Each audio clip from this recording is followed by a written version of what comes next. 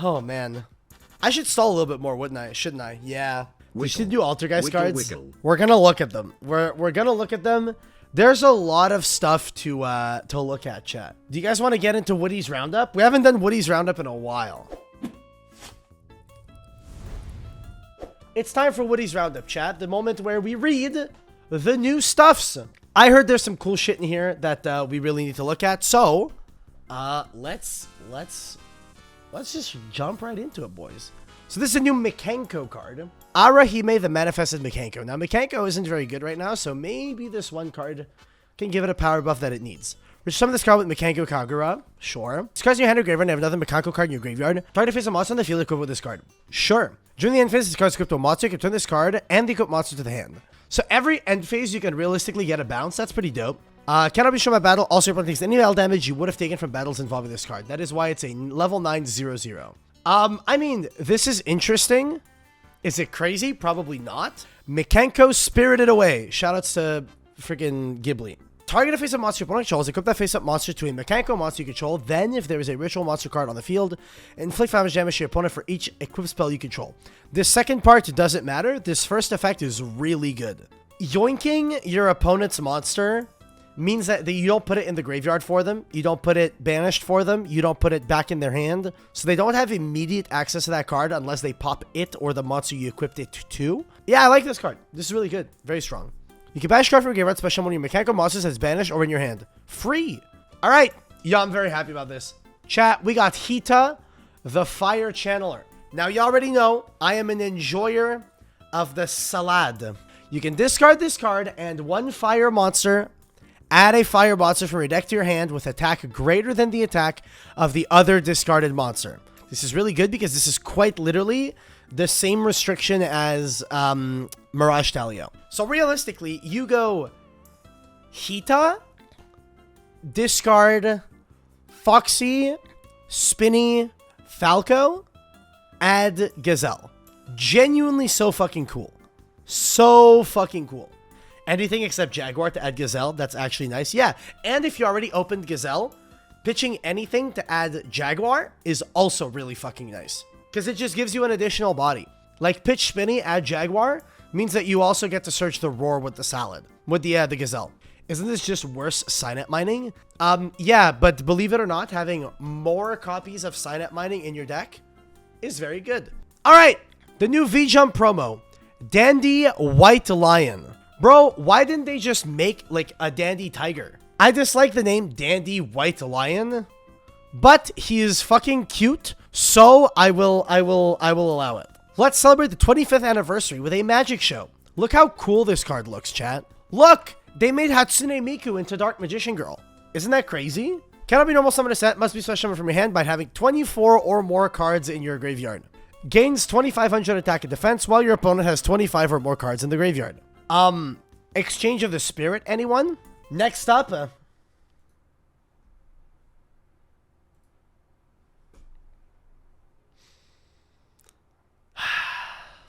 Altergeist cards.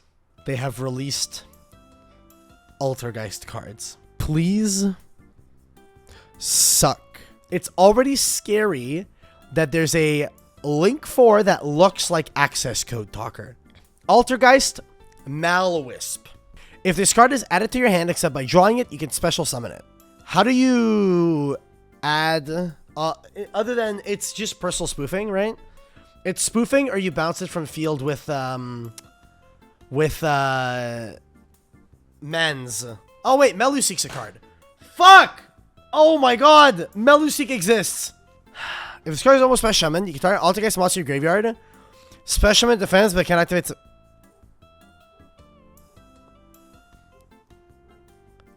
Wait, what? Normal Melu, link off, add this, special this, summon back Melu. What the fuck? Meluseek is a 1-card Arclight? Oh my goodness. Altergeist, Penetrator. Penetrator? Huh? I assume it's gonna attack directly. Can attack directly, okay. When this card inflicts battle damage to your opponent, you can draw a card. So it's reverse Meluseek. If this card is sent from the field to the graveyard, you can send one Altergeist card from your hand, deck, or face-up field to the graveyard except itself. What's good to dump? You will see. Oh, stop, chat. Altergeist Adminia. This is scary. This is scary. This is scary. This card is Link Summon. You can set an Altergeist trap directly from your deck. I feel like if you make a Link 4, that probably doesn't matter too much at that point. Once while face up on the field, Barone restrictions, during the main phase quick effect. Send one card you control to the graveyard. Target one effect monster your opponent controls. Take control of it, and if you do, it's treated as an Altergeist monster. Permanently. Take control of it. Permanently. What the fuck? That's a little good. Target an Altergeist Link monster in your graveyard, special summon it. How good is this? Oh my goodness. Once while face up on the field. Bro, summon this. Set this. Activate, yoink. Reborn it. Yoink a second time. In the same turn. It's hard once per turn. Oh, it's hard once per turn. It's hard once per turn. We're good. We're good. Whew. Saved. Okay, chat. It is time for what you've all been waiting for. There is apparently a new type in Yu-Gi-Oh! Going to be released. The legendary Illusion School of Magic steps out of the mists. Chimera the Flying Mythical Beast was a card used by Yami Yugi during Battle City. In the anime, when destroyed, it could special summon Baphomet or Gazelle, King of the Mythical Beast, from the graveyard, which helped Yugi in multiple pinches, because the opponent didn't read. This theme introduces the new Illusionist type. And we haven't had a new type since Cybers, which I believe released 6 years ago. So they literally are making like Spellcaster 2. Which was in the video, has in the video games been localized as Illusionist or Dream. The term originally comes up from the manga as the magic type used by Pegasus for Illusionist, Faceless Mage, and Relinquished. It's been generally used to cover mythical monsters, reality warpers, and even hypnosis and illusions. Here's my initial thought, right? This feels kind of weird because they're literally saying, yeah, this was the type for Illusionist, Faceless Mage, and Relinquished. But both of these cards are spellcasters in the actual game. So what are they going to do? Are they going to reprint those cards as Illusionist type? Are they just going to remain spellcaster? Where is this going? You know what I mean? Gazelle, the King of Mythical Claws, which is a beast, by the way, not a Illusionist type. If this card is normal special summon, you can add a level 5 Fiend monster or one Chimera Fusion from your deck to your hand. I assume this just adds the Baphomet, right? If this card is in the graveyard as a material for a fusion summon, you can add one Illusionist monster from your deck to your hand. And then Baphomet of the Great Wings. If this card is normal special summon, you can add a level 4 Beast monster or a Chimera Fusion from your deck to your hand. Also, you cannot special summon monsters in the extra deck for this turn except fusion monsters. If this card is in the graveyard as a material for a fusion summon, you can target an Illusionist monster in your graveyard, special summon it. So this adds an Illusionist. This one specials an Illusionist, but neither one of these are Illusionists, so we haven't seen an Illusionist card yet. This, however, is an Illusionist. Cornfield Kotor. By the way, look at these card arts. Look at this shit, dude. Look how cool that is. Bro, he's doing the JoJo pose. They made Baphomet a JoJo character, dude. You can discard this card, add one monster that mentions Chimera Fusion from your deck to your hand, except itself. The Gazelle can add the Coatl. Coatl can then in turn add Gazelle or Baphomet. Monsters cannot be destroyed by battles involving this card. Interesting because it has 500 attack. When your opponent activates a card effect that targets a card you control, and you control Chimera, the Flying Mythical Beast, you can banish this card from your field or graveyard, negate that effect, and if you do, destroy that card. The very first Illusionist monster in the game has a generic Omni-Negate. Love that. It has to target though, so it's like not bad. It's not that good. And then Mirror Sword Knight, another Illusionist monster, so also one that can be summoned or searched by the retrains of Gazelle or Baphomet. Quick effect, you can tribute this card, special summon a monster that mentions Chimera Fusion from your deck, except itself. Keep in mind, all three monsters we've read at this point all do. The Mirror Sword Knight can special summon the Baphomet, which in turn adds Gazelle, which then if you summon Gazelle, like this is just kind of crazy, right? It just does a lot. When your opponent activates a monster effect on the field and you control Chimera the Flying Mythical Beast, you can banish a card from your field or graveyard, negate that effect. And now we are seeing a trend where they are printing cards and they're like, bro, these cards have to be good. What words should we put on them? negate. Like, dude, they definitely could have done more interesting stuff than just, yo, if you control the boss monster, these guys engraved negate shit. I think that's so cringe. Like, make different effects. Do different shit, bro. And then Chimera, the Illusion Mythical Beast, which is an Illusionist fusion monster. Materials are Chimera, the Flying Mythical Beast, +1 Illusion monster. Is that this one? No, it's OG Chimera. Oh, it's the fusion. Oh, ew. Okay, surely their fusion spell allows you to use a monster from the extra deck. This card's name becomes Chimera, the Flying Mythical Beast, and is treated as a Phantom Beast card while on the field or in the graveyard. This card can make attacks on monsters during each battle phase up to the number of fusion materials used for its fusion summon. If this card battles opponent's monster at the end of the damage step, you can change that opponent's monster's attack to 0, also negate its effects. So basically what you're telling me is if your opponent has a monster on the board and you make this with 3 materials, you are killing so long as their monster's initial attack value is of 18 or lower. 1 beast monster +1 fiend monster to make Chimera the Phantom Beast King. This card's name becomes Chimera the Flying Mythical Beast while in the field or in the graveyard, but is still treated as a Phantom Beast card. If this card is fusion summoned, you can activate this effect. During the end phase of this turn, send 1 random card from your opponent's hand to the graveyard. Hand loop for 1. Awesome. Love that. During your opponent's turn, quick effect, you can banish this card from your graveyard, then target 1 beast, fiend, or illusionist monster in your graveyard, special summon it. That's pretty good. Like, this is a very generic effect. Reborn any beast, fiend, or illusionist. Like, if you're playing a deck that can play trap cards, you can realistically play Dogmatic of Punishment and stuff to dump it. But I think the cooler thing is the fact that you fusion summon for this, and its name is Chimera on the board, and then that will trigger both of these.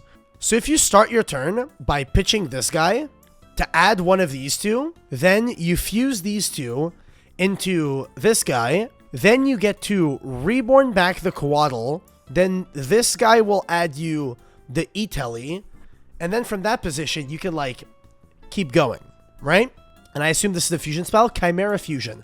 What do you do? During the main phase. You play so Floodgates. Kind of like Altergeist. Prankid's, the Prankid's fusion spell. Fusion summon a fusion monster from your extra deck using monsters from your hand or field as fusion material, including a beast or fiend monster. Including a beast or fiend. Oh, this is a beast. Okay, I was scared that this was Illusionist. I was like, this doesn't work. During your main phase, this card's in your graveyard, and you have Chimera the Flying Mythical Beast on your field or in your graveyard. You can activate one of these effects. Please don't reborn both materials. Add this card to your hand, or banish card if you do special 1 Gazelle, King of Mythical Beasts, and 1 Baphomet from your deck and or graveyard. They can't reborn the retrains, right? You have to play the vanillas. You have to play the vanillas for that effect. You play Floodgates. You usually get to add this card back to hand. The fusion effect is not once per turn. I mean, that's fine. The basic combo with the cards so far. No shot, it's just Mirror Sword Knight.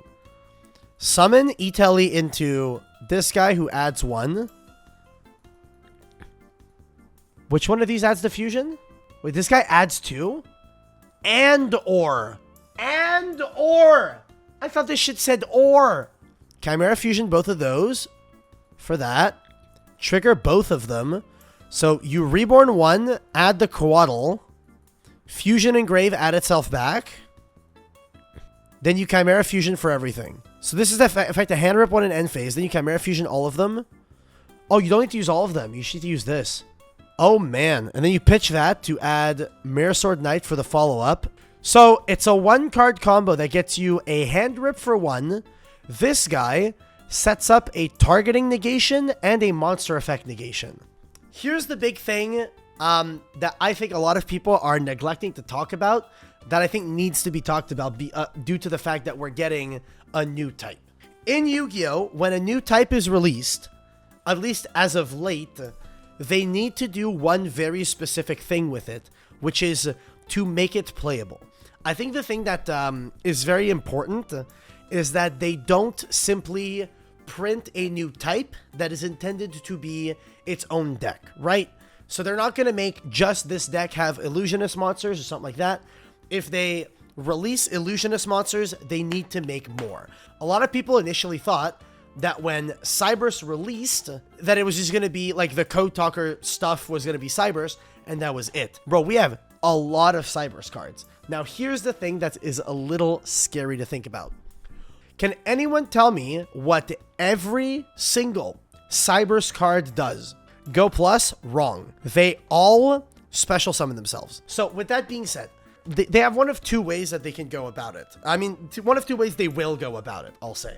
And it's either going to be exclusive to this archetype and they're not going to make any other Illusionist cards, which could be a thing, but I don't see it happening. The other thing that they can do, more than likely, is if they want this type to be playable in any way, shape, or form, is that they need to basically print a shit ton of cards really quickly that all extend, all go plus to an extent, all do something. They need to make this type almost immediately playable. I wonder where they're going to take the Illusionist type. Are they going to lean hard into Illusionist being primarily fusion-based, because Cybers have always been primarily link-based, despite the fact they've printed every fucking summoning mechanic under the sun for Cybers?